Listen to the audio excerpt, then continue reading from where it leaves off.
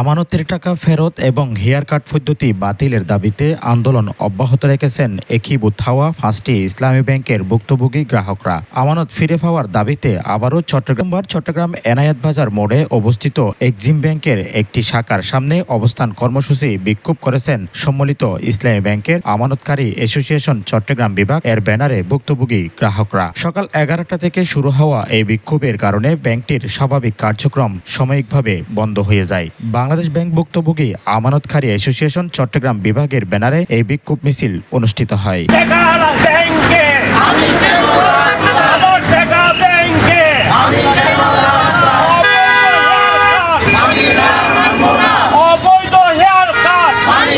বাতিল এবং লেনদেনের স্বাভাবিক করার দাবিতে দীর্ঘদিন ধরে আন্দোলন করেছেন আমানতকারীরা। বিক্ষোভকারীরা জানান, দীর্ঘ সময় ধরে টাকা তুলতে না পেরে তারা জানিয়েছিলেন পরিস্থিতি নিয়ন্ত্রণে রাখতে বিভিন্ন গুরুত্বপূর্ণ মোড